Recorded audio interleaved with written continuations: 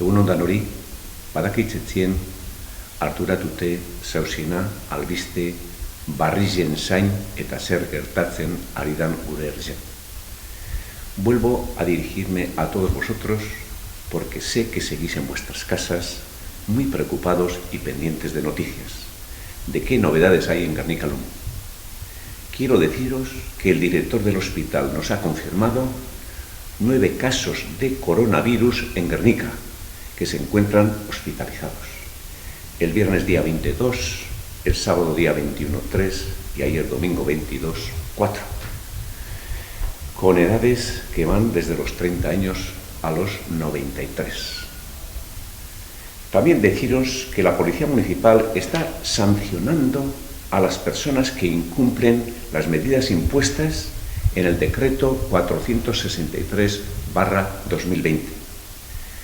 127 han sido apercibidos, 56 sancionados y 267 vehículos identificados no cumpliendo el decreto. Os hago un llamamiento a la calma, a la prudencia y a la responsabilidad.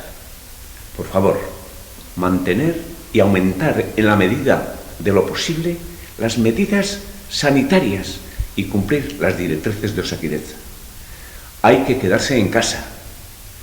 Todos estamos pensando en nuestra familia, en nuestros vecinos, en nuestro pueblo.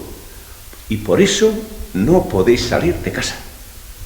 Quiero expresar mi agradecimiento a la Policía Municipal, a la Ertzaintza, al equipo de limpieza, a las empresas de servicios por su excelente trabajo.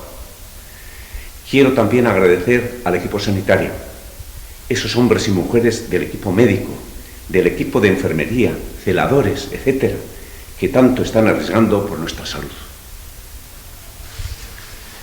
Tener la seguridad de que cualquier novedad que nos aporte el director del hospital, la única fuente oficial, os informaremos a través de Radio Gernika, Oismendi Televista y las redes sociales. Por favor, cuidaros, cuidar la familia y al vecino que lo necesite. Tenemos que cuidarnos entre todos. Eskerrik asko.